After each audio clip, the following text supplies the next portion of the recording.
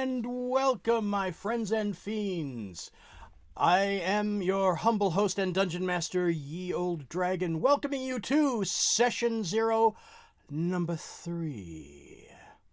And we are going to be cutting over to my cohort's screen in a moment. Just to remind you what we're doing, this is a Session 0 for D&D Surprise Party, as it says down there, where the players do not know who they're playing with until game session 1. And this is done through the auspices of Chaotic Tiefling Productions. We are all members of the Chaotic Tiefling Discord family, and it's the only place that I thought I could really try something like this. So, do stick around. We're going to have some wonderful fun. So yes, here we are, and we're getting ready to start now with our third character build for D&D Surprise Party. And please welcome at this time the Bard of Bacchanalia, the Baron of Banter, Finnegan Archer. Hey, everybody. Greetings, Finn. Greetings, Dragon. Good to see you. Oh, good to see you. Welcome. I am so excited to have you be part of the game. Brother, I would not want to be anywhere else. I want to make this happen. Okay. Well, first of all, you are player number 3 here. So we are going. So that means now what that's going to mean basically is there are slightly less options available to you. That's one of the downsides of it. Sure. But you also get to maybe fine tune what you want a little bit more, because without some of the options, you might be able to zoom in a little bit better. You know, it doesn't have as many choices to ponder about.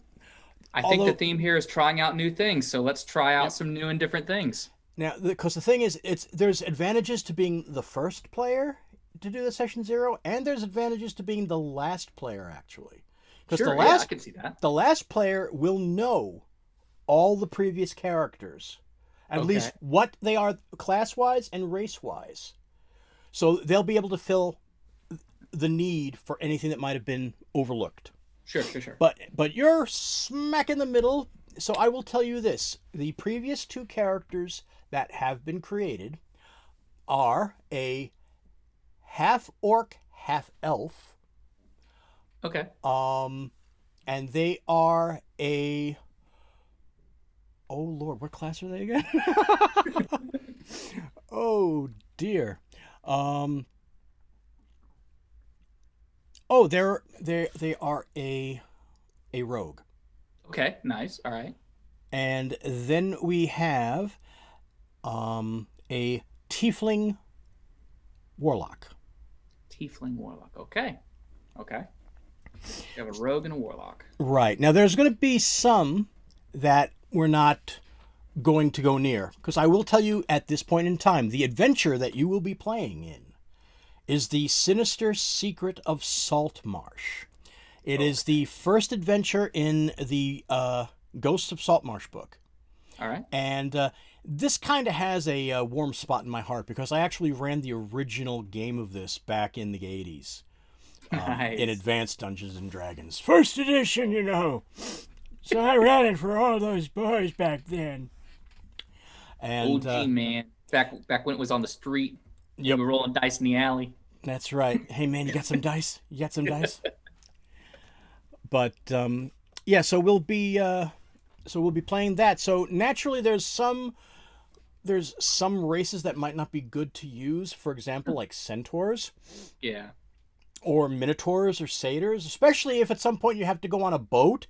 Yeah. Because you might be a little bit unsteady on the hooves. We actually played.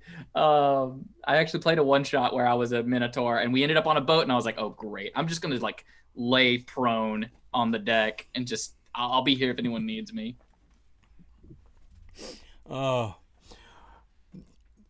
Yeah, no. Okay, so we're gonna stay away from. I was figuring I was going to make it a little bit easier on everybody as far as that goes, because we actually do have a few people that are playing that are relatively new to D&D. So stay away from the hooved races. Got it. Yeah. So before we get into that, just let's just let everybody get to know you a little bit, because this is the session 0. You'll be pretty much getting introduced in the game and getting right into the action. So we're not going to be having like a full-blown introduction for everybody at the beginning. The session 0s are going to be shown after game session 1. Okay. So so how long have you been playing D&D? Ooh, that's like a weird question, because I've sporadically played D&D since goodness, how long ago was high school? So that's going to be like, goodness, 15 or so years that I've played or picked up and played something here, something there. Always kind of like the join-in player. Like we need another guy for the campaign. Who will do it? Okay. Finn will do it. So you played probably like third edition, fourth edition. That's where I started, was in third. Okay. And then I took a very long break from it. Mm-hmm. And even the people that I played with, you know how they say, there's no wrong way to play D&D as long as everybody has fun. Right. Very true. But there's definitely different levels of, how into the rule books everyone gets. And it was only a couple years ago that I actually made some friends that were like, we got to show you how to play, like serious play, bro. Okay. And that's when I got onto, D&D Beyond, and started doing some like real in-depth play. So yeah, I've kind of always had RPGs in my life. You and I were discussing earlier that like JRPGs and video game RPGs were like my gateway drug to the RPG realm. Right. Like the Final Fantasy series and things like that. Oh yeah. I got into hard. And then that was when I was in high school, and some friends were like, well, Dungeons and Dragons is a lot like that, except you have way more options for your characters. I'm like, boss, how we do this? Let's make this work. There you go. So yeah, I've been, playing some form of RPGs almost my entire life. Because if we want to go ahead and include like video game RPGs, I've been doing this since I could hold a controller. But yeah, D&D has been something that I've dabbled in for almost about 15 years now. And you've played with some rather high-profile D&D players. Oh, well, you get to know some people, you play some games, it's fun. So whenever I met Babs the Bat, who produces, I don't know what she wants her title to be, chaotic coordinator. Chief queen, chaos coordinator. Considering that she's the head of Chaotic Tiefling and the producer, maybe Chaos Queen would probably befit her better than Chaos Control. Just, I don't know. Princess is what I tend to call her. But ever since she and I met through community theater, she introduced me to some very wonderful people in the D4 family and beyond that. So yeah, I've got to sit at some tables that I felt really, really pleased and privileged to sit at. With some of the D4 characters, Dustin and Devin. Of course, the Dungeon Masters, got to sit at a virtual table, mind you, got to sit at a virtual table with the incomparable Mark Meir not long ago. That was cool. Big fun. That was actually a Call of Cthulhu game, but much fun. So much fun. So yeah, and that's one of the things about the TT RPG community is that games just kind of pop up. And if you keep putting yourself out there and ready to play, you are very surprised what virtual table you're going to end up at. Yeah, I know. It's like this whole setup. Like for those of you that are unaware, Finn is one of the hosts of What Streams May Come. Right here on Chaotic Tiefling. This is right here on Chaotic Tiefling, and this is of course the Shakespearean reading stream, where we have a full cast of people Well, cast of characters. Yeah. Because even our actors are characters. In more ways than one. Oh, yes. I speak from personal experience. So that's how I met all these wonderful people from Chaotic Tiefling, and that's why I got the inspiration to try this experimental game with the players not knowing who they are. Because the thing is, they know each other. They might not know who's playing yet at the start, but when they find out, they'll be very pleasantly surprised, and they won't have any built-in issues or drama or anything. We have been so blessed, as Babs has said repeatedly, we have been so blessed that our community has had no amount whatsoever of assholes or douchebaggery. I just don't think we attract assholes and douchebags. I really don't think we do. We've been very fortunate in that. And we have been fortunate because we do want this. We do want it to be an experimental space when it was all getting set up. So yeah, definitely, very, very happy with the community we built. So I like every now and again I run through my head like, okay, so I know everyone that's in Chaotic Tiefling, so I should be able to figure out who's in the game. Don't stop, Ben, stop trying to figure it out. Just be surprised. Well, I'm sure that people are going to be surprised and very happy when they see you on January 13th. You stop, you sweet talker. Hey, Finn, art thou my boy? I am your boy. You fresh piece of excellence. You. And let's see here now. All right, so you should be at the character building screen right there. Yes.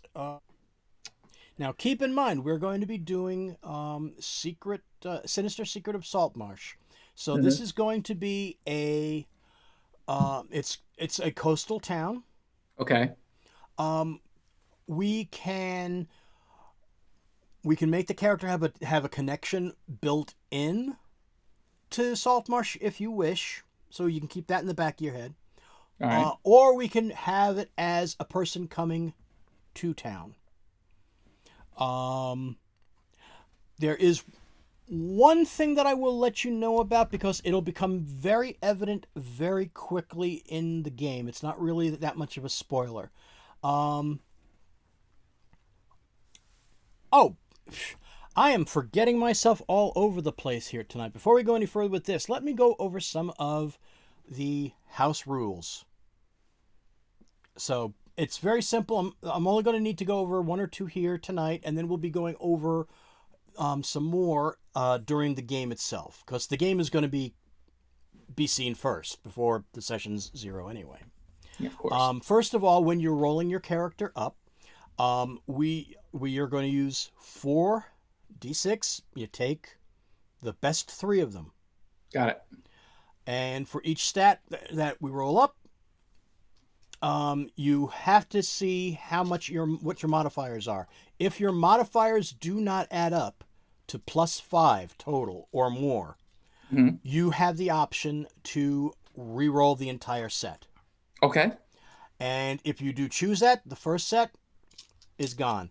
And then what happens is if the second set turns out to not be +5 or more, you can then opt to go with the standard array. Got it. Another house rule we are going to be using. You mentioned D4 before. We are going to be using D4's resurrection rules that you can find on DM's Guild, folks. There will be a link down in the information for you for that. And we're also going to be utilizing their critical damage rules. So basically, when you make your attack, and if you roll a 20 or a 19 in the case of some classes, on certain circumstances, you automatically get max damage of the die of the damage type, and then you roll a second die of the damage type. Nice. to get the total, and then you add your modifiers onto that.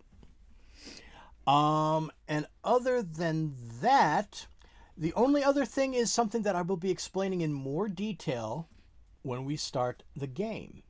Okay. and that is the roll of the Dire D20.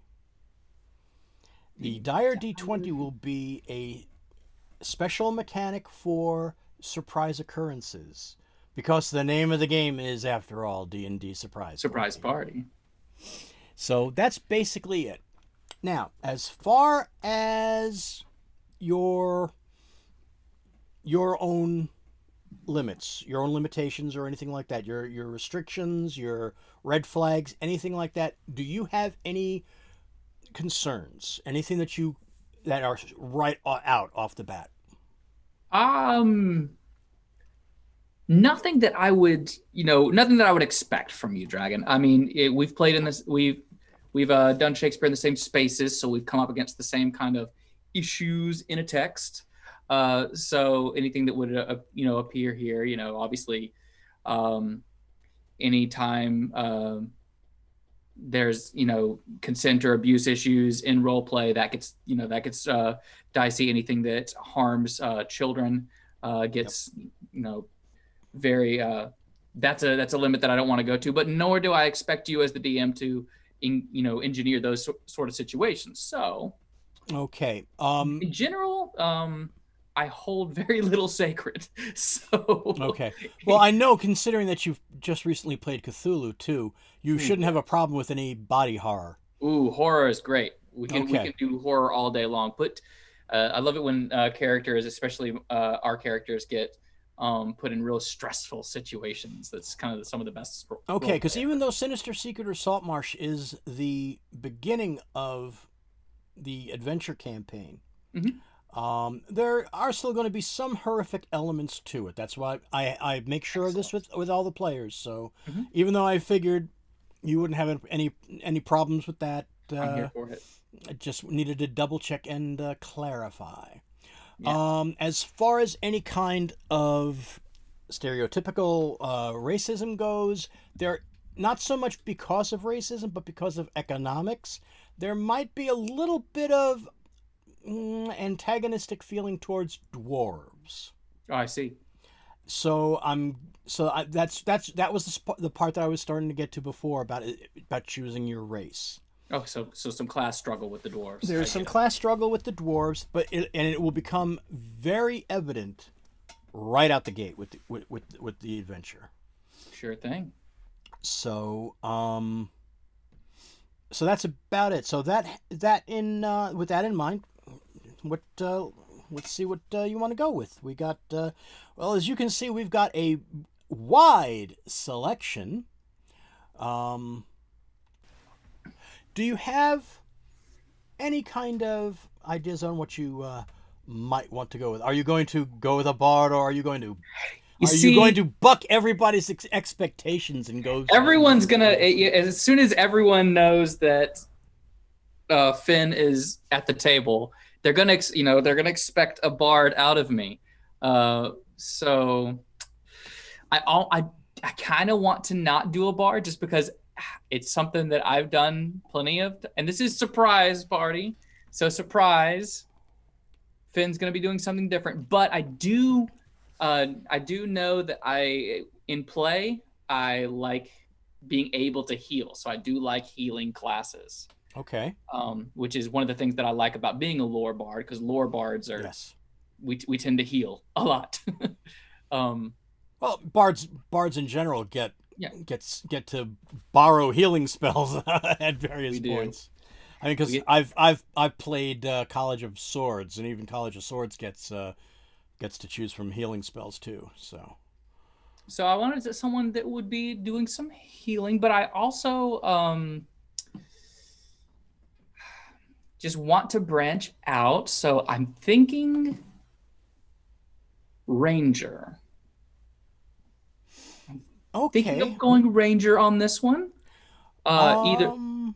Oh, um okay. Because Rangers, yeah, Paladins have a little bit more in the way of healing sure. as far as that goes. If you want to go like the tough healer kind of route, Yeah, you can go with that. Or there are some tough ass clerics. there are some tough ass clerics.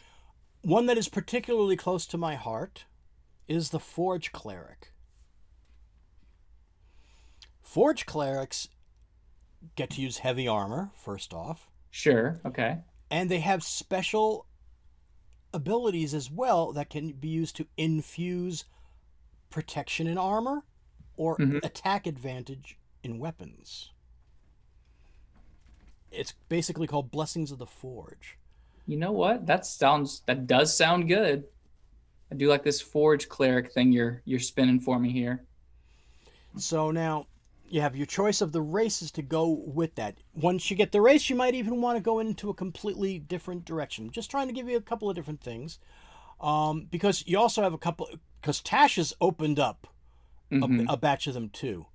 So, but Rangers are still Rangers. They've made a little bit more in the wild area.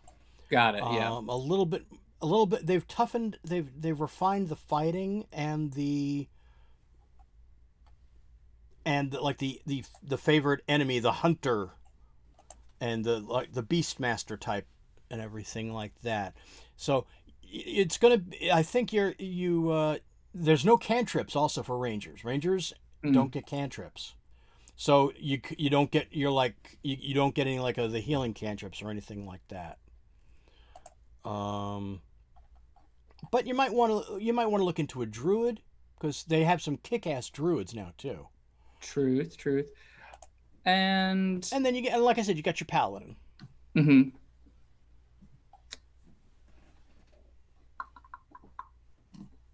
Well, let's see.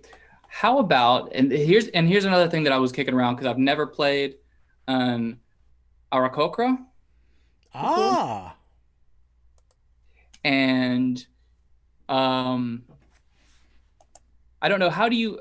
I know DMs handle Arakocra differently. That some are like, oh yeah, they're all kind of eagle slash parrot looking, but others are like whatever bird you like can, what if you want to look like a flamingo, you can look like a flamingo. as funny as that sounds and as wonderful as that sounds to me, I think I might want to be a raven Arakocra, and I feel like that would be a really good druid. That probably would. So I think just Okay, so I think a raven, a raven like Aarakocra, that's doable. They mhm. do have, and it is a way.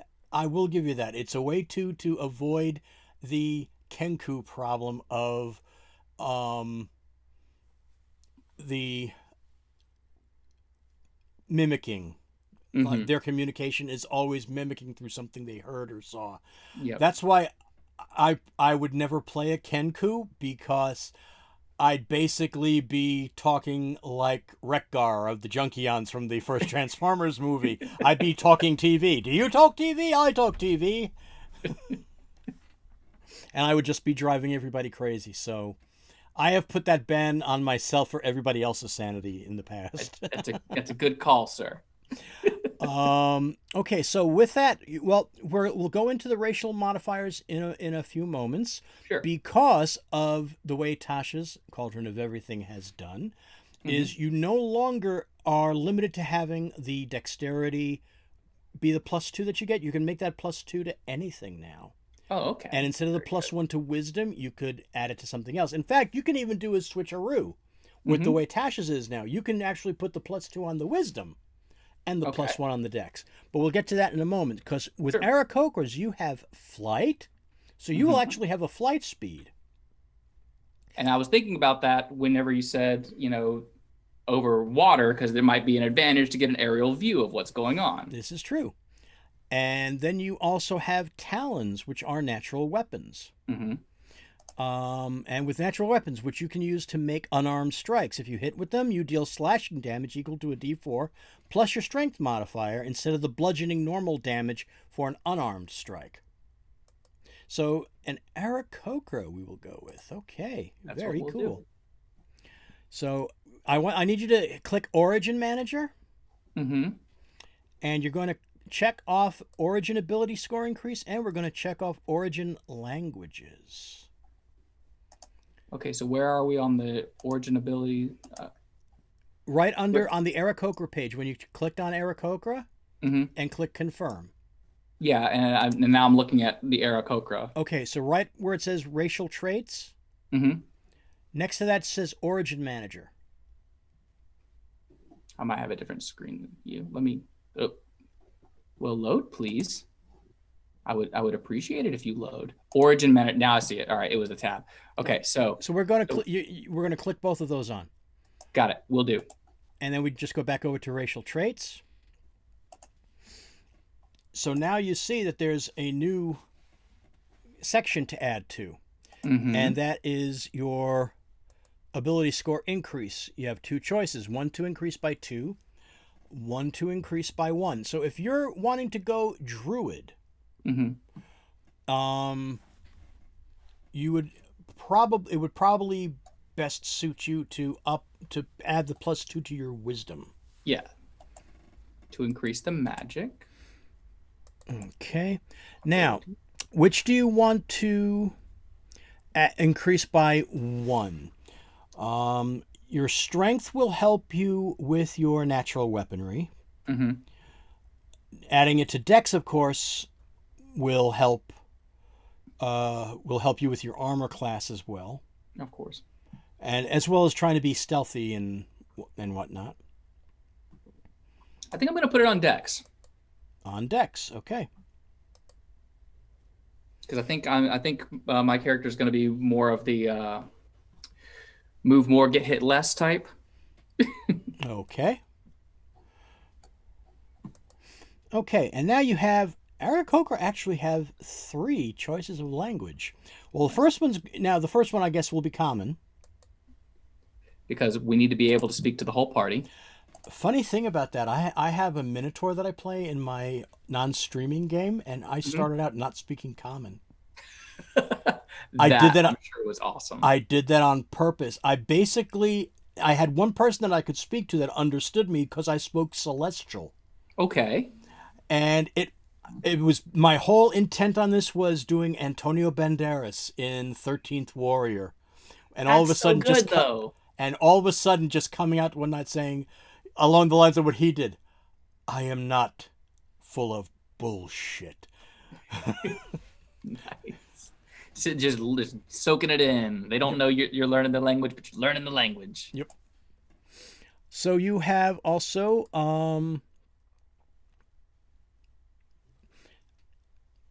you have a couple of different choices here. Apparently, Aarakocra do not have their own language. No. No, it's certainly not in the language list. No, it's not. So you have a large selection to choose from here. Although I would not be surprised if Aarakocra can speak Celestial. I would not either. That's honestly where I was going to go, Okay. where I was leaning. And I've never done a game in Saltmarsh. So, what kind of languages would one pick up in around Saltmarsh? Saltmarsh has more of a human population than anything else. Sure. There are some traders that come around, merchants and everything that might be elves or half elves. There's a dwarven situation going on. Awesome.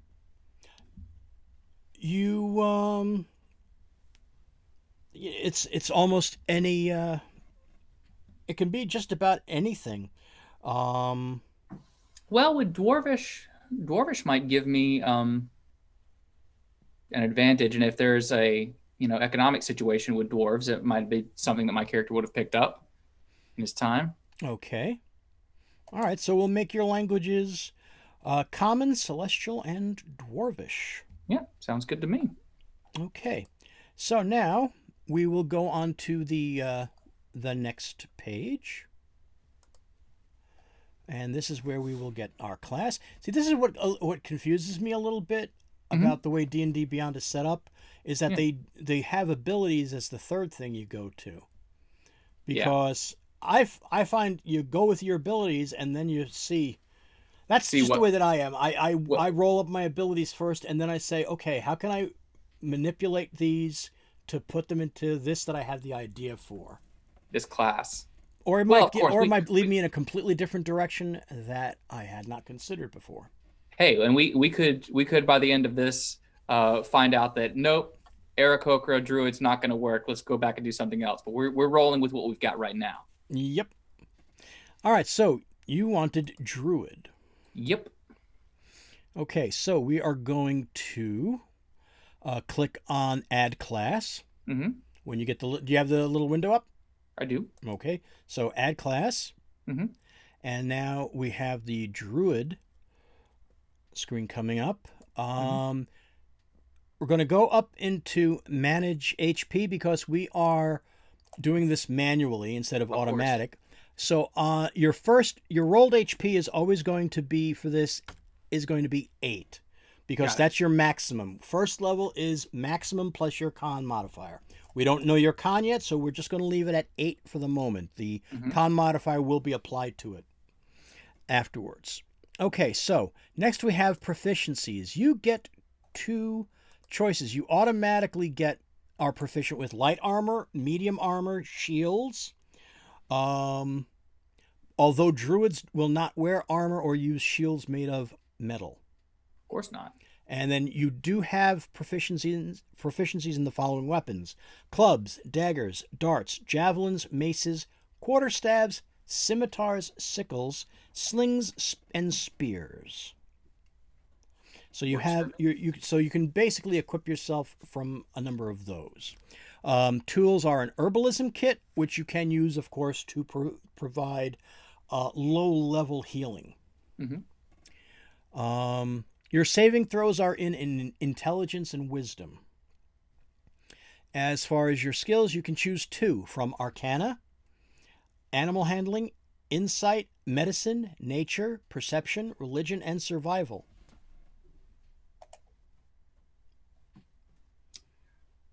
Thinking I want Perception and Medicine. Perception and Medicine, okay. Because as an Aarakocra, I feel like it's something that I would do is be survey the area, be the kind of the scout of the group, and at the same time, if I'm wanting to heal, then I might want some medicine. Okay. All right. Before we go any further, let's click on Optional Feature Manager. Yes, sir. So now, so you get to hit. We're going to check them all off. We're going to check additional druid spells. So this will make some new spells available to you that were not available previously. We're going to click on Wild Companion, even though it won't come in play until the 2nd level. And we're going to click off Cantrip Versatility, even though that won't hit until 4th. Basically, what that means is when you level up at level 4, basically anytime when you do an ability score modifier, you can opt to swap your cantrips. I like it. Okay, so we're going back. Let's go back to class features. Let's just double check we've got everything here. You're currently at 8 max hit points until you get your con modifier. Of course. Your proficiencies, you chose Perception and Medicine. Yep. Okay. This will all be built in automatically to your sheet as well with, Druidic, the secret language of druids.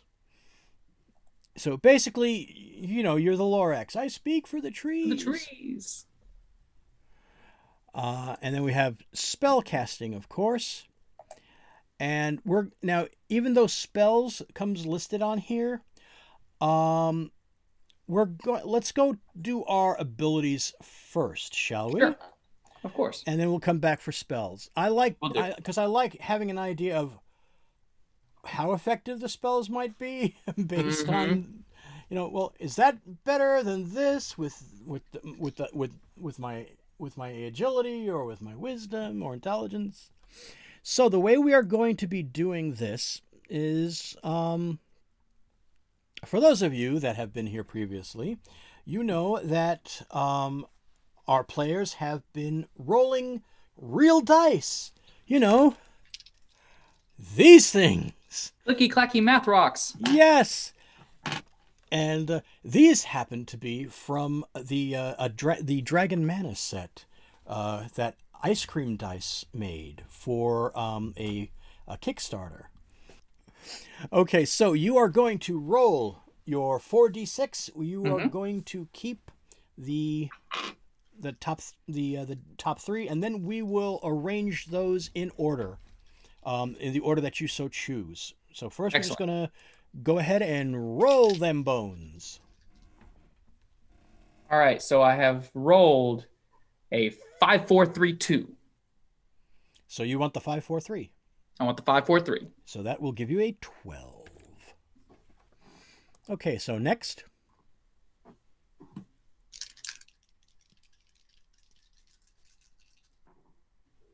This time a 6, 5, 4. So that's a 13. No, wait, that's a 15. 15. I can math. I promise I can math.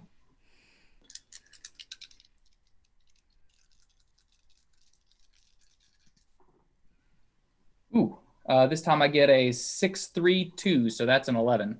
Okay.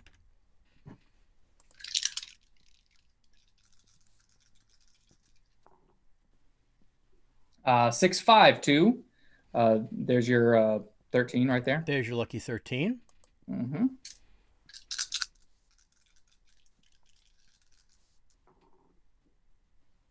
Uh, 6, 5, 4, so there's another 15. Okay.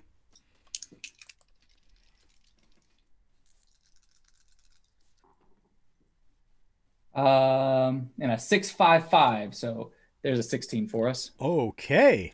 Nice. Well, I think you easily fall under the +5 total. I think I rolled pretty well. Yes, you did. The only one that there's only one stat among them that has a 0 mod. So that's that 11. Because you got +1 plus. You have a +1, a +3, so that's 4, and that's another 2. So you're over the +5. So these would be pretty good to go with. Now, Keep in mind you took a +2 to your wisdom. I did. And a +1 to your dex. So your saving throws are wisdom and intelligence. As I have done with the other players, if you wish, you can change your racial modifier to be intelligence, which is your other saving throw, or you can opt to keep it for dexterity where you put it in the first place. I think I like it where it is. I think I like the wisdom and dexterity that I put on there earlier. Okay, so the highest stat that you got is the 16. So I imagine that's going to be going in your wisdom, yes? That's going to go on my wisdom because... And that will give you a wonderful 18 with the +2.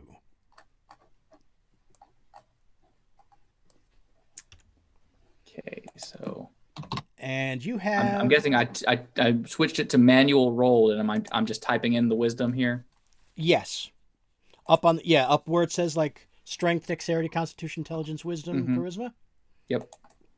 Okay. All right, so I typed in my 16 on the wisdom. Okay, so now you have 2 15s. If you put that one of the 15s on the dex, that'll give you a 16 total dex.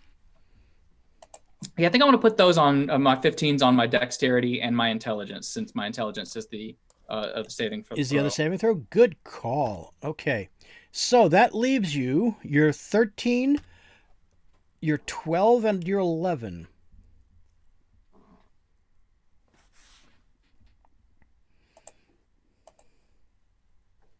So, go ahead. Well, a 12 or a 13, both of that is +1. So it doesn't really matter too much as far as your strength goes, which that gets put into, because that will it'll be the same thing. So either the 12 or the 13 doesn't really matter which one you put on your strength. But at least with that you'll get the +1 on the damage modifier with the natural weaponry with the claws. Of course. So that's up to you if you want to go with either one of them for the for the strength. Yeah, let's put my 12 on the strength. Okay. And that leaves my 11 and my 13. So the question is, do I want my dump stat to be charisma or constitution? Well, considering that you only have a D8 for your hit die, Yeah. you might want to put the higher stat that'll give you the +1 in your con. Yep. That just makes my lowest stat charisma. And that is I know. So it goes against every bone, every fiber in your little bard body. I know. Every bardic bone in me is like, why am I playing such a low charisma character? But hey, this is Surprise Party. We're getting outside of our comfort zones. We're trying new things. Oh, I'm wondering how many people are going to faint at the fact that you're not playing a bard. I'm sorry to disappoint my people. I know at least one person that's playing whose jaw will drop. That's fine. Okay. I'm hoping somebody else is going to take a bard, and they'll be wondering if the person playing the bard is you. If you're going to play, that'll be hilarious. Like I said, okay. I'm sorry to disappoint the people if I'm going away from my bard roots on this one, but that's right, because the thing is, they'll have watched the first game before watching this. Yep. But hey, so this is how we get there. Surprise party. So, I'm not playing a bard. Surprise. Okay. All right. So your final stats, as calculated, not through spreadsheet randomizers. Not randomizers this time. More like map rocks randomizers. Yes. You have a final score of 12 for your strength, which is a +1 modifier. So you get +1 to your attacks and your damage. So that's not bad. That's nice. Dexterity is at a 16, which gives you a modifier of +3. Constitution is at 13, which gives you a +1. So right off the bat, that takes you from the 8 to a 9. So you're slightly less squishy. Yeah. Your int is a 15, so that will give you +2 modifier, which is good for perception. It is good. Or investigation. Perception is wisdom. So wisdom you'll be fine with. Yeah. Wisdom you have an 18, which is +4. Mm-hmm. And your charisma is at 11, which is a modifier of 0. But at least it's not a negative. At least it's not a negative. I'm not completely. You're not a dirty bird. I'm not a dirty bird. I'm not just walking around there like pooping on the deck of the ship and going, "What was that me?" I was gonna say if you take a low charisma and you're an Aarakocra, you're a pigeon. That would. But that could be funny to play too, because you know how I would play that? I would play it like pesto. You looking at me? Are you looking at me? And what am I, some kind of a clown here to amuse you? Am I some kind of matzo ball soup that you're looking to nourish yourself on? I didn't say that, Pesto. I didn't say that. I just said you were funny. I'm funny. Yeah, you're funny. That's it. Oh, here we go again. We need the oracle with the yardstick. Whap, whap, whap. The task bar. You two gotta calm it down. We gotta get back to work. Hey, what are you, a maniac? Oh, man. The god pigeon said he's been cooing my bird. Okay. So now that we have your abilities... Of course. Let's go back to the class section. And we will check out spells. So we're going to hit known spells. Mm-hmm. And you get 2 cantrips to choose. And you will be able to prepare 5 spells. We'll have to see how many slots you get to use of that. We'll check that out in a moment. But you get to choose from 5 different spells. So first off, just on filter by spell level, just hit 0, and that'll just bring up just the cantrips to look at. Of course.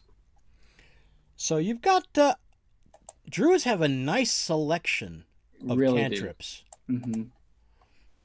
I do like gust because that I like the idea of using um, my wings to fan that around. Gust can also be handy too in like a sail. Oh yeah, you're right. If we're on the sea. Now the other ones I'm looking at that are just really catching my eye right now. I like gust, and I like looking at shape water because if we're in a coastal town, that could come in handy. But That could I also like thorn whip as like a a backup attack. Um, Thorn whip can be very cool, yes. And it increases as you go up in level. I mean, but it does it you start out by doing a D6, yeah, and then when you get up to fifth, it goes up to 2d6. which is nice. And but it says material that I've got to keep plant with thorns on me, right? Well, the thing is though, for spells that don't require a material component to be consumed, you can use a focus. You can use a spell focus or a holy focus in your Oh, case. sure. Like in your case, actually in your case, it could be like a wooden uh, torque around your neck. Sure. It All could be right. a wooden. It could be a wooden circlet. I like those ideas. Like both of those ideas. Any kind of spell focus that would be like of a druidic type focus. And the reason that I remember those right off the top of my head is because I made up a ranger character recently that has a strong nature tie, Hmm. and they can use a druidic focus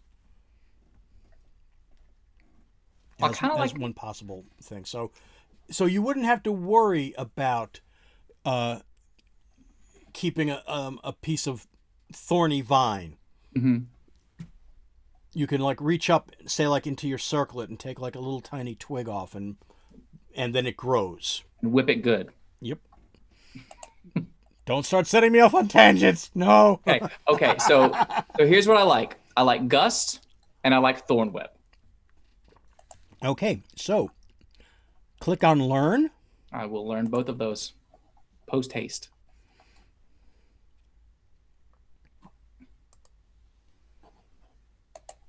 and we have your cantrips. Okay, so click off the 0 under filter by spell level and click Mhm. on first. Of course.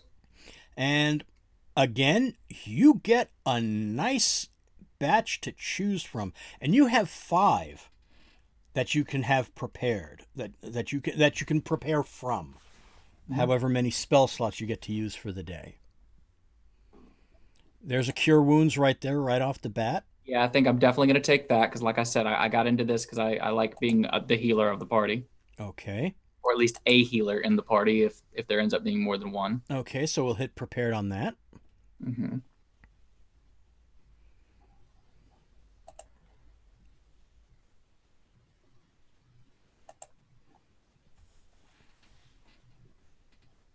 Fairy fire is kind of neat, but that can actually be obtained by numerous classes. Yeah. So if worse comes to worse, you can let I'm sure that whoever might come after you would Although, man, might take that to fill that in. Because fairy fire is very good. It gives you advantage on attacks. Everybody advantage on attacks against the one creature that you mark. hmm well, the other thing about it is, I was playing in a game once where we had to fight some displacer beasts, Right. and hitting them with some fairy fire was very good decision because then we were able to track them. Right. Because that negated their advantage. Hmm. Let's see. And you know what? Like I said before, I kind of like this idea of being both the healer and the uh, kind of the scout of the party. Okay. So something that could help. Something that Well, could for help. one thing, because you can fly, you don't need to take long strider or jump. No, of course not. Don't need to worry about those. Let's see. I like I like Thunderwave, Thunderwave can be very cool, yeah. but I'm always, worried about those kind of spells that are going to possibly hurt my party. Right. Now there is a neat one right up at the top, Hmm.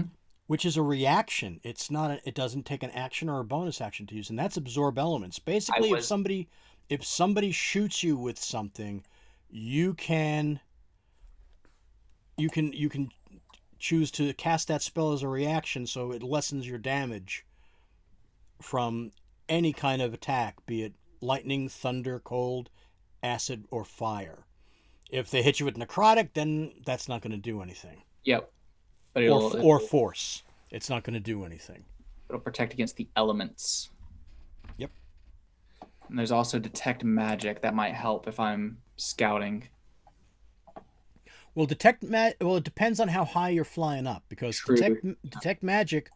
Let me see here. I think 30 feet. yeah, it's only a range of 30 feet. Correct. So you'd correct. have to be flying fairly low to the ground, and then that doesn't help if it's covered, if it's under full cover. Like if something's in a chest buried someplace, and you're flying overhead over the woods, Yep. odds are you're not going to be able to detect that anyway. For example. Oh, fog cloud might be good for being stealthy. Yes, it would.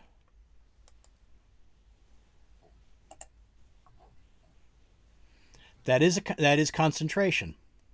Hmm. So if that's gonna be one of your like prepared spells for the day, Hmm. you just have to make sure that if if the other spell, because I'm not 100% sure, I have to see what it says. Um, I'm not sure how many slots you get per day, per long rest rather. Yeah. It's probably not a lot. It's probably like anywhere around 2 or 3 slots at first level as a first level druid that you'll be able to cast out of the 5 spells that you have prepared. Hmm. I mean, technically, you can take anything right now Yep. because you can actually make the choice of what you're going to prepare at the beginning of each day. So you Yeah. get to choose from all of these each day that you go. So we can just prepare some. We can just go ahead and prepare any ones that you want right now that you might All right. think. So let's just go ahead. We've got cure wounds. Yep. Um, This is a pretty neat one. Did you look at Ice Knife? I was just about to say ice knife, actually. Oh boy, this is dangerous. We're like so on the same level with this. This is We're mind awesome. melding. All right. So yeah, since we can prepare these, in a day by day thing, I like having cure wounds. I like having ice knife, Okay, we'll prepare Ice Knife. and And that is nice too, because on top of the piercing damage, mhm. you take. This is very cool. Imagine one of those coming at you from above too. Yeah, make a ranged spell attack against the target. Now you have a high dex. Hmm. On a hit, the target takes 1d10 piercing damage. Hit or miss, the shard then explodes. The target and each creature within 5 feet of it must succeed on a dexterity saving throw or take 2d6 cold damage. So I'm liking that one a lot. And for each slot higher than first that you cast it at, you increase the cold damage by a d6. So when you're able to cast that sucker at second level, you're going to be doing 3d6 of cold damage if they don't make if they fail the saving throw, The dex throw, whether yeah. you hit or miss. All right, so I'm liking that. Um, let's see. We need to have 5 of these. So Yep. I've got cure wounds. I've got ice knife. Let's go back to fairy fire, and I'm just gonna go ahead and say prepare fairy fire. Okay. All right, you're at 3 out of 5. Did you want to go with the thunder wave or the fog cloud? I think between those two, I'd rather go with Thunderwave. Okay. Yeah, the wave comes out from you. Mm-hmm. So, because there are other spells like Thunder Wave that you can cast it in a certain area. You can like Yeah. cast it like 20 feet away. So Yeah, this that's how way, fog cloud was. You select a point, and the yep. 20-foot radius of that point gets engulfed in fog. Okay, so you're at 4 out of 5. What do you want to go with? Well, seeing as I am a druid, maybe speaking with animals, Okay. especially if I'm able to fly up into the air, I might be able to get some news from the gulls above.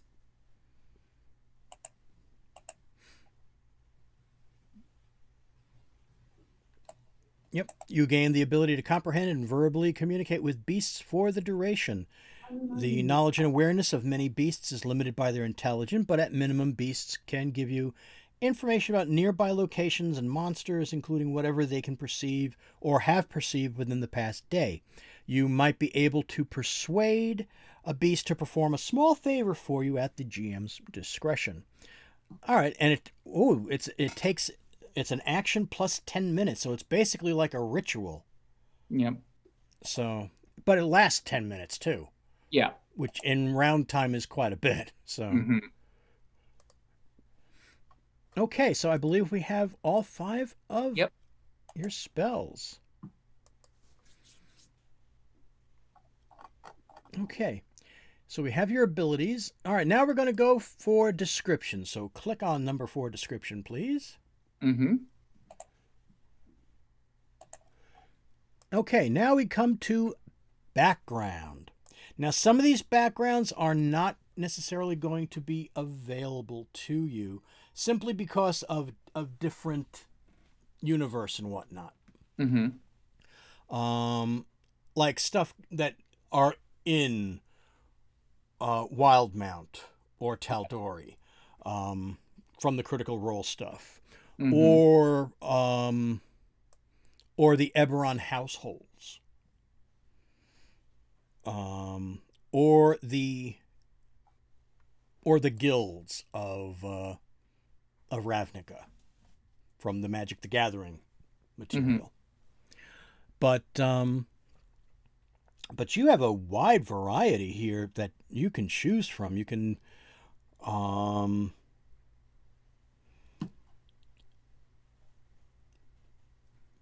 let's see. There are so many possibilities. They really are. Now, if you want to be tied into Saltmarsh, one possibility is Marine. If you want to Okay. be tied into Saltmarsh, you were trained for battle on the sandy beaches and rocky shores. Um, you've launched midnight raids from swift ships whose names evoke terror in the hearts of your adversaries. The water is your home, the rain your shelter, the crashing waves your battle cry. You can have sailor. You could have been a a scout Yeah. for a ship, for a either a trade ship or even a pirate ship.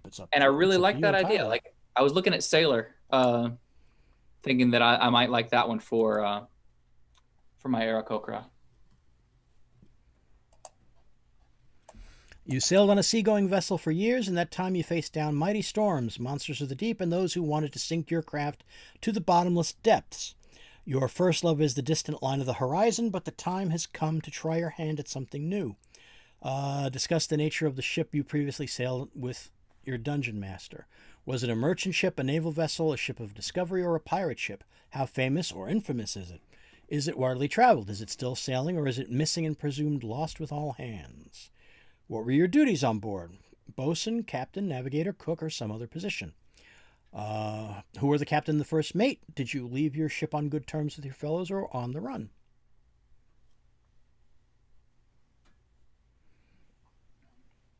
Okay, I think I like Sailor. I think he would be sailor on a merchant vessel. Okay. So I'll make a note of that in the notes section.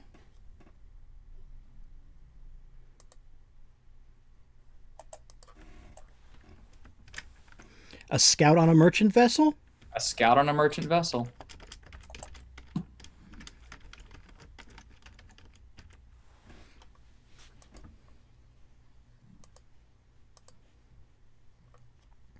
Okay, I made that note. Okay, so you get now you're going to get athletics as a skill proficiency. So now you get to choose another skill.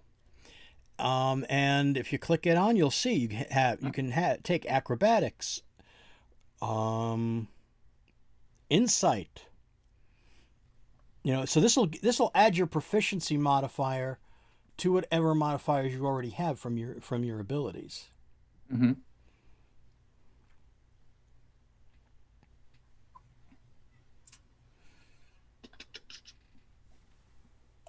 I think I might take investigation.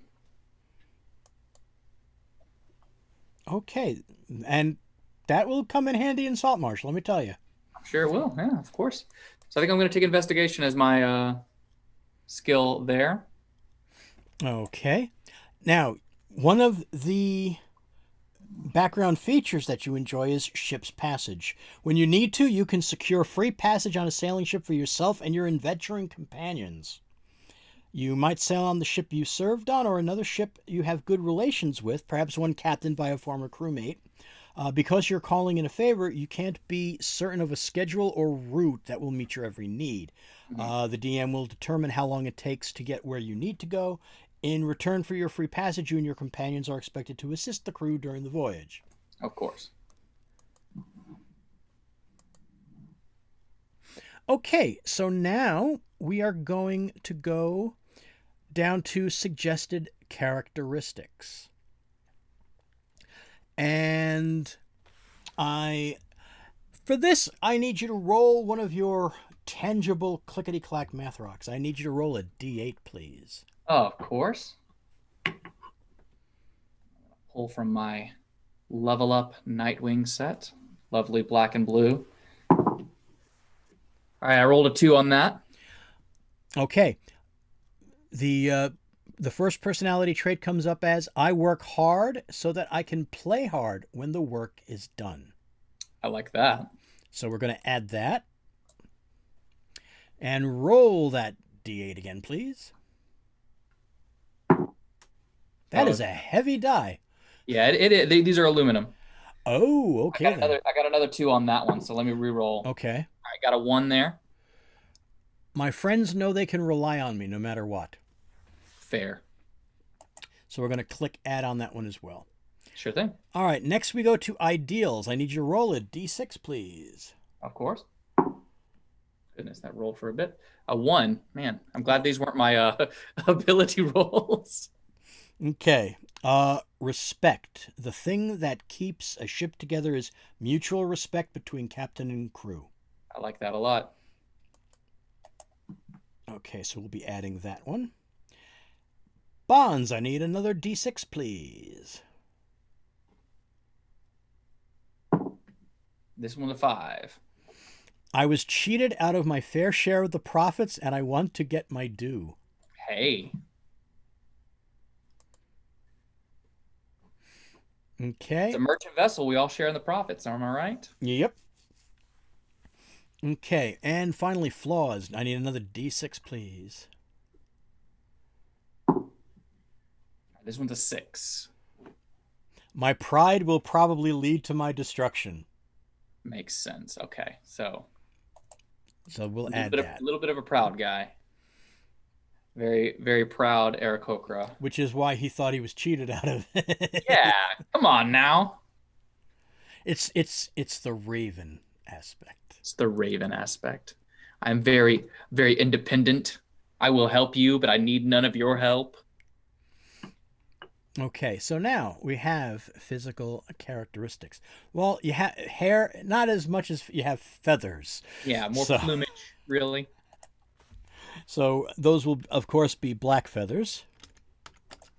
Are we skipping over the character details about alignment and faith and everything? Oh, I'm sorry. Yeah, okay, we'll go back up to there. Okay, let's see here. Character details. Okay, so alignment. Two of those sections that we rolled in before, they did come up, I think, as, let's see. Well, the respect thing came up under more of a good alignment. I'm definitely in more of a good alignment there. Um, I personally am more of a chaotic good, but I feel like this guy is going to be more of a lawful good. You know, Okay. there's a certain order the way the ship should run. This is how you run it. Okay. Lifestyle. I would say as a scout on a merchant ship, you were probably one of the slightly better paid crew members. So I would Mhm. probably go as much as modest. Yeah, modest. That's what I was thinking as well.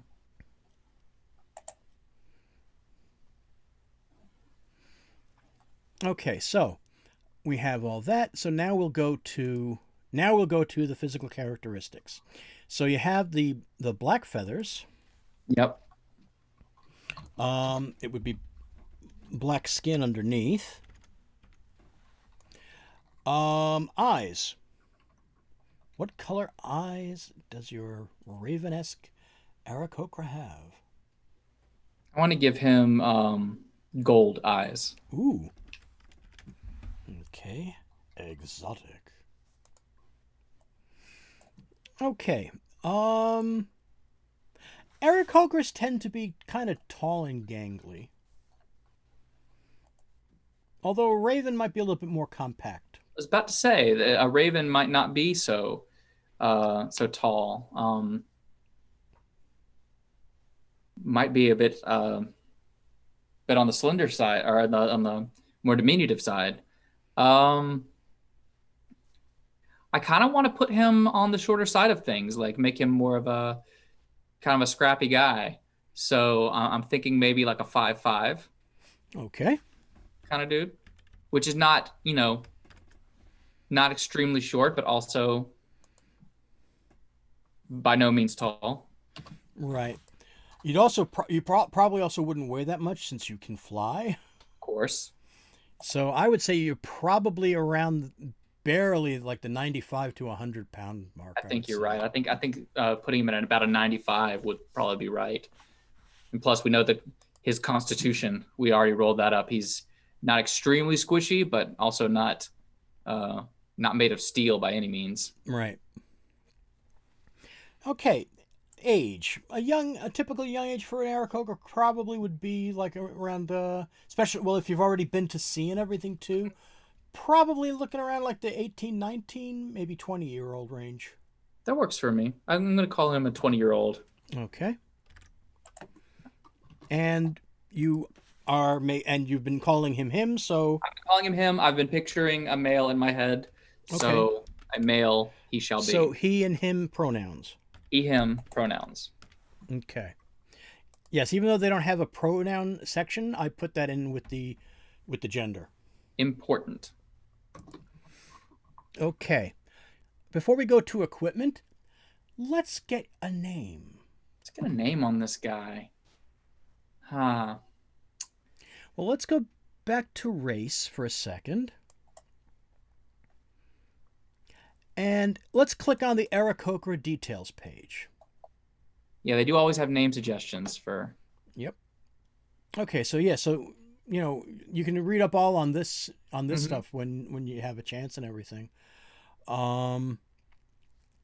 Even though Saltmarsh does take place in the world of Greyhawk, I'm transposing it into the Forgotten Realms. Oh, okay. Let's see. Okay, here we go. Aarakocra names. As with much of their speech, Aarakocra names include clicks, trills, and whistles. So you do have the Aarakocra language automatically. It's just that nobody else will be able to understand it unless they can cast Mm-hmm. a spell of some sort. Um, yeah, to the point that other peoples have a difficult time pronouncing them. Typically, a name has 2 or 4 syllables with the sounds acting as connectors. When interacting with other races, Aarakocra may use nicknames gained from people they meet or shortened forms of their full names. Like, well, in your case, maybe your captain named you Scout. He could have. That would be. Oh, Lord! I just had this is my my English major showing through. Go for it. Scout, but instead of a raven, it's a mockingbird. Oh, nice. Scout the Mockingbird. Uh, sorry, literary majors.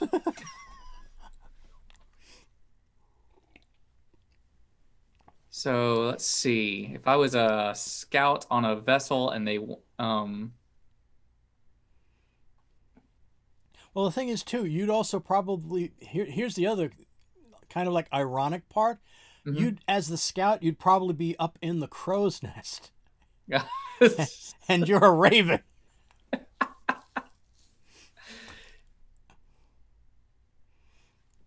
So your name might be. So they might give you a name connected more to like your duties, hmm like scout or seeker or lookout or watcher.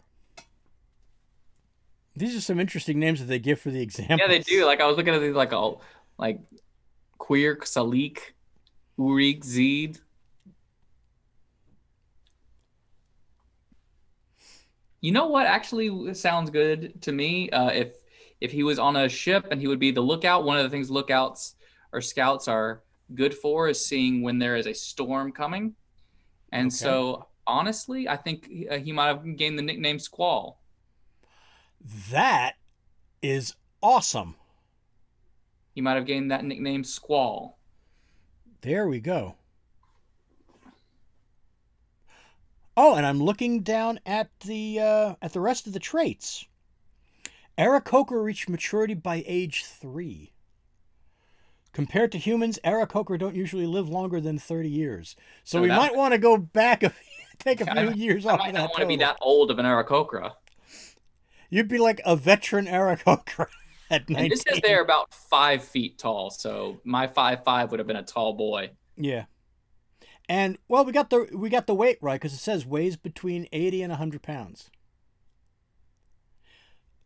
Your walking speed at 25, that'll be on the sheet automatically, hmm as will your flying speed. Oh, but here's the thing too. You can't be wearing medium or heavy armor for flying.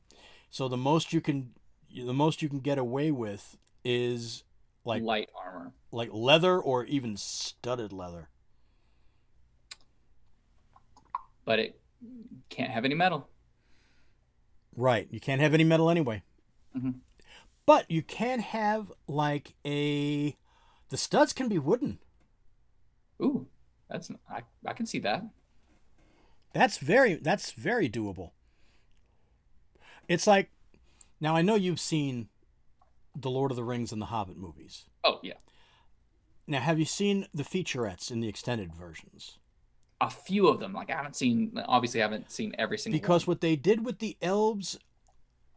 the elves is in the Hobbit. What they did with Thandril's elves was they took their armor and instead of making it like refined metals, like the way they made them in Lothlorien and in Rivendell, they went and made them like a lacquered wood, like Japanese samurai wore. The I like lacquered, that. the lacquered wood. So that would be light yet strong. I like that. So that's something that we can look into too. I'll look and see. I'll double check about that. Um, And let's make now they list Aarakocra as a language, but they don't list it. They didn't list it in the whole wide range. I'm going to give you Aarakocra as a freebie. So we'll give you okay. an extra. We'll give you an extra language for that then. That's fair. And let's make him 12 years old so that he's, Okay, so let's get back to let's see. Okay, we'll hit the back button first off. Okay, so we're going to go back to your details. Well, we also have to, let's see, back to descriptions. That's back to number 4, description. We can change your name now to Squall. Mm-hmm. Squall. There we go. And we're going to check, you're going to check off on where it says choose equipment or gold. You're going to choose equipment. Okay. You see, it brings right up to it. You can use a wooden shield. And you get starting equipment, a wooden shield or any simple weapon. Being the scout and being the high flyer, I don't know that he's such a stand and deflect kind of guy. He might just have a simple weapon with him. Okay.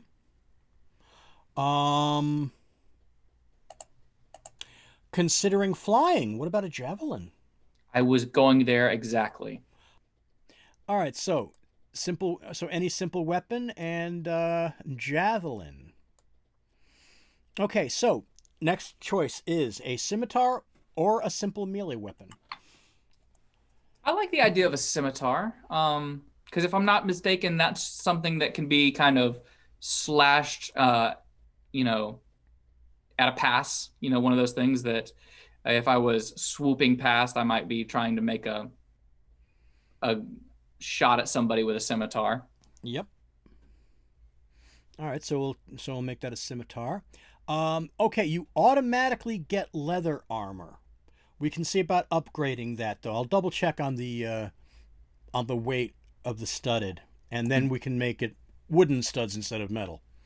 Let's see here. All right, so you have your choice of an explorer's pack. Oh no, you get an explorer's pack, and a druidic focus.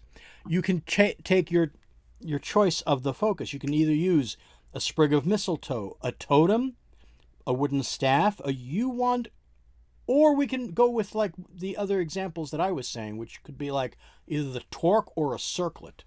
Mm-hmm.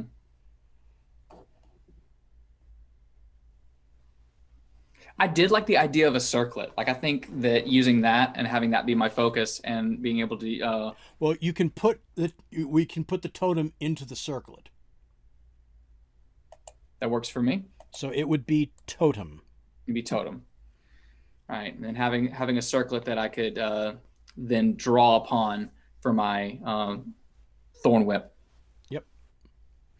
Okay. So then your sailor starting equipment is a belaying pin, basic club, 50 feet of silk rope. Now you can choose a rabbit foot, a small stone with a hole in the center, or a trinket. You know what? Seeing as he is a carrion fowl, it would be a rabbit's foot. It would be a rabbit's foot. It wasn't lucky for the rabbit. It wasn't lucky for the rabbit. I would be carrying a rabbit's foot with me. Okay, and you also get a set of starting clothes, and you get a pouch containing 10 gold. So you get 10 gold right off the bat from the background. Okay, so we're going to click on Add Starting Equipment. Sure thing. Let me see how much that was.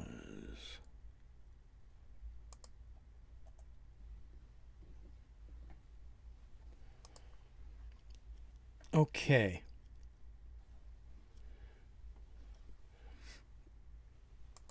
All right, so we are going to remove the leather armor from the inventory. And I'm just making a quick note here. We'll say we can do the role playing for it, but I'll let it so that you can sell your leather armor and get an extra like five gold for it. They sell for 10, but they, just like in any kind of like in Final Fantasy, well, I'll give you $2 for this. Yep. For what you would normally buy $10, I'll give you $2 for it. Yep. Okay, so we're going to click on wear for your studded leather. Mm-hmm. And in your inventory where it says scimitar, do me a favor and click wield on it, because that will give you the that'll list the attack for it, because it doesn't list the attack unless you have wielded. Got it. Clicked. So this way it'll always be ready. Mm-hmm. Same thing with the javelin too. Got it. And you know what? Instead of just one, I'm gonna let you start off with 3 javelins. Works for me.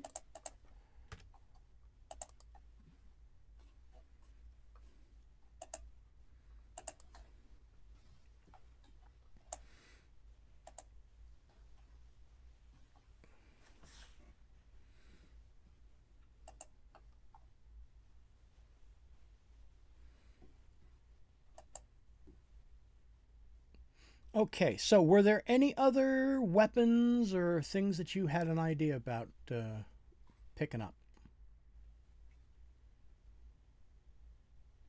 No, not really. I think that having the javelin with me, the fact that it's now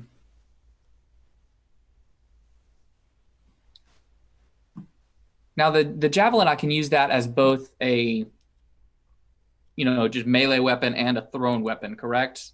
Does it have to be thrown every time, or can I use it like a spear as well? Because if it's only has options to be thrown, yes, you can use it as a melee weapon, or you can throw it. Okay. All right, then I'm gonna keep the javelin then. And no, I think this is good. I like what I'm seeing here on Squall. Okay, I think you're all set as far as your equipment goes. Nice. So let's see, where is up on the top where it says manage, right next to that is currency. So we're actually going to up your gold to 5 by 5. So you'll be at 15 gold. All right. So yes, it did take your +1 into account, so you are at 9.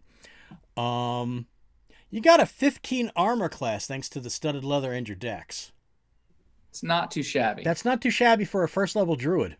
Not at all. Okay. Most of that is coming from my dex.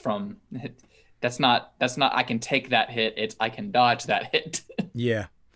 So these are looking pretty good, Finn. You got. I'm not. You got a 16. You got a 16 passive perception. First off, I was looking for that. Like I really wanted him to be the guy that does not miss things in the room.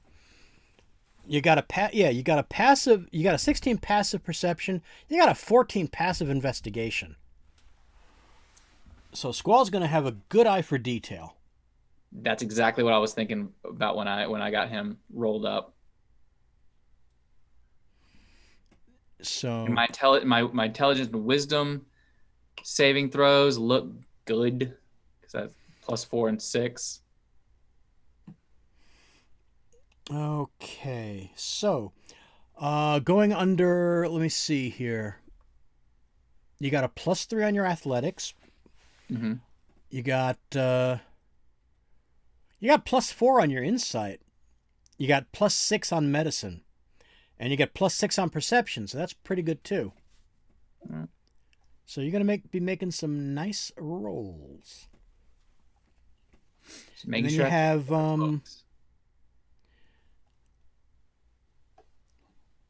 the ice knife. Your ice knife is going to be +6 to attack. I like that. So let me see here. Under your spells. And so is my thorn whip, actually. Yeah. Because your spell attack modifier is +6. Mm-hmm. And for first level, your opponents are going to have to make a 14 save versus your spells to start out with. So And that's pretty good. that's up for the good. Well, that gust is not going to do any damage to him. It's just boosh, move back, get It's out. good enough to possibly break concentration. It is though. You're right. I You're will right. give I know that there's the whole thing about breaking concentration only from taking damage, Hmm.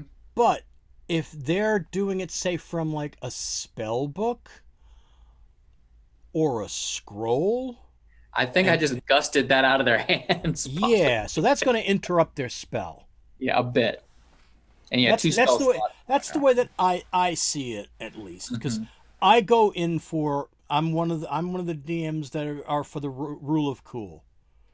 The rule of cool. Is it cool though? So if you do a gust and somebody's concentrating on casting a spell, and you cast a gust of wind that blows a whole bunch of like leaves and dirt into their eyes, I'm sorry, they're going to have to make a save to Yep. see if they can keep their concentration up. That's gonna throw your concentration pretty well, buddy. So, okay. Squall is looking really good, I think, man. I'm liking what I'm seeing here, buddy. We have a nice varied batch already just with our first three characters here. So I think everybody. The thing is, the first player one said, "I'm not going to know anything about any of the other players," which was true. That's the con of going first. The pro is you get more to choose from. Get all the options. The But con is you're going to be the most surprised when everybody shows up on January 13th at 7 p.m. Eastern Time, right here on Chaotic Tiefling. which will Takes have already place. aired I know. by the time you say that. I know. This is what the other players were both saying too. Wait a minute, am I thinking of the future? So I'm not sure if I can say what I'm going to be doing then. If it'll be okay for me to say. Hop in the Now? TARDIS, jump back to January 13th. For whenever this airs, jump back to January 13th. Yep. And I'm going cross-eyed. It's getting all wibbly wobbly and timey wimey. Here, here. Hey, you know me. I have props ready. I know, like you're always ready with that stuff. Like I've got this. It's in my house. I've just got to go grab it. I apparently surprised a lot of people on A Winter's Tale when I came out with the staff. Yeah. That's something I love about our shows is that everyone. This one here. I know. So many people have showed up with so many props to those shows. It's amazing. We have been so fortunate with the people in the shows. Very resourceful group. I love them all. Some of the it's been true in every show that somebody has gone that extra mile. Yes. Especially look at the paper handoffs. Yeah. That were not planned. Just oh man. We've been handing letters, writing letters, reading letters to each other. We have been most fortunate. Okay. So, let's see. I think we're ready to do a little bit of setup for our young Aarakocra friend here. All right. What should we do with him? Let's see.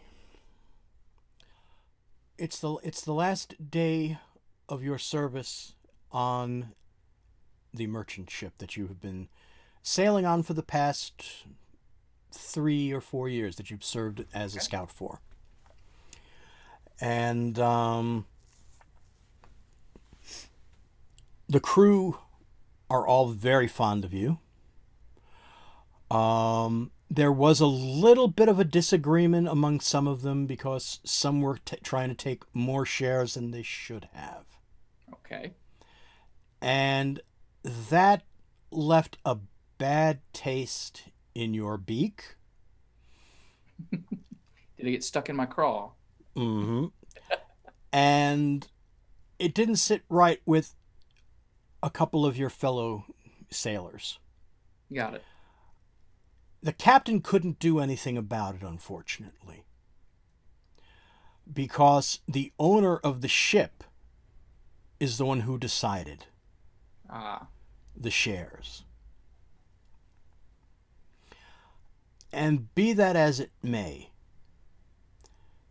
the captain actually took part of his own pay to try to give each of you a little bit extra before you were leaving the ship.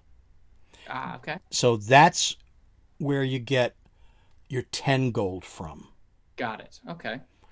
Ordinarily your pay would have been around 5. Okay. He gave you an extra 5. He gave everybody extra gold that were going to be leaving the ship to try to help them on their way. All right. Am I leaving just out of principle of the raw deal, or am I leaving because um, because this is just the end of the contract? A little bit of both. In fact, the captain calls you in. Squall. Good to see you. Captain, always nice to see you. Bad business that. And I mean business.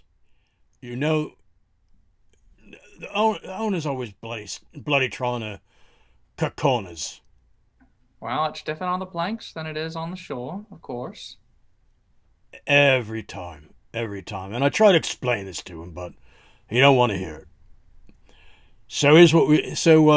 Here's an extra 5 gold from me. Captain, So that's right generous of you. well, you're more than earned it. You got us out. You lived up to your name, and you got us out of a lot of squalls. I just see some coming, Cap. So, but even still, you done good by us. I want to make sure we done good by you, and to Avernus with the bloody owner. So now, also, you go ahead and take your navigator's tools too. Oh, Cap, you Yeah. gonna need those when you sail out again. Uh, I've got a few spares. Don't worry. I got somebody else coming in. He's not going to be nowhere near the scout you are. But you might want to go. We're going to be pulling into Salt Marsh. It's not exactly a big place, big port. There's a lot of seedy goings on. There's a little bit of strife right now going on, from what I understand. But you want to go to the trading post. You want to look up a bloke named Zephram. Zephram, Captain. So you want to look him up, and he might be able to hook you up with another crew that is in need of a good scout of your stock. In fact, and he takes out a paper and hands it to you. In fact, you give him this letter, he'll send you to. He should be able to send you to a good merchant, good ship owner. Captain, I would I'm think. sure it's better than I deserve, but after our time together, I couldn't ask for more. Well, I felt wrong. I felt that you and the rest of the boys that are leaving, you didn't deserve that. You didn't deserve to be shortchanged like that. I don't take no truck with no cheating, as you know, and I felt that he cheated you. So I want to make sure all of you are taken care of, at least a little bit. So hopefully, You know what they say, Captain. Blood runs thicker than water, even when you're on the water. uh, all right. So you have your letter here. My signature, my seal's on there. Zephram is the man you go to. He's Right, at the trading post. Trading post in Salt Marsh. So you might want to, like I said, there's talk that's been going on that we've been getting back and forth through in some of the ports. something's kind of screwy there. I don't know. So if I were you, I would go in, get a new job, and get the bloody hell out of there as soon as you can. Sounds about my style in the first place, Captain. Not one to sit still for too long. Well, you done good by us sitting up in the crow's nest all that time these last 3 years. So, like I said, you need to go someplace where I know you're going to be treated a lot better than this bloody owner treats you. So, but you go to see this Zephyrin bloke, and he'll take care of you once he sees my name fixed on that. He owes me a few favors, so I gave some of the other boys the name too. But you ask me, I think he'll be able to do a lot better by you simply what you can do. Captain, you flatter me feathers a bit too much, Cap. Well, considering your connections with nature and the storms and everything, that uncanny knack you seem to have, I'd rather keep safe and keep a nice safe wind in our sails, if you know what I mean. May you always have it, Captain. Well, you too. You take care of yourself, Squall. So we'll be pulling into port in about another hour or so. So say your goodbyes to the lads, and I wish you well. And maybe our paths will cross again out there on the waters.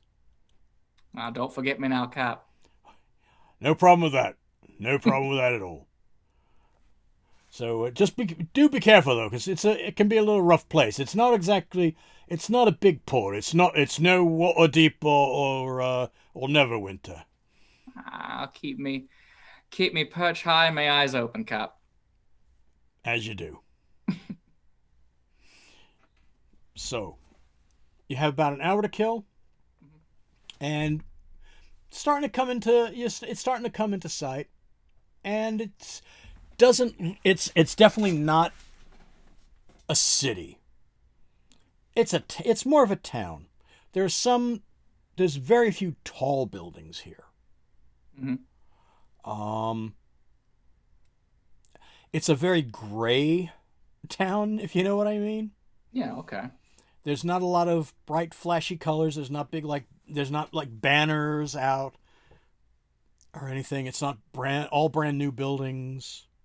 And as you pull in a little bit closer to port, you see even that the docks are not exactly pristine.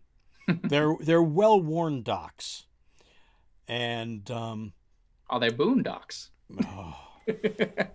You do see some repair work going on the docks. So there is that, and you set foot on the docks, and you are finding yourself in Saltmarsh, and you'll have to find your way to Zephyrin on January 13th with everybody else. Sounds great. So I'm stepping off a dock. That's where I'm starting on this one. Yep.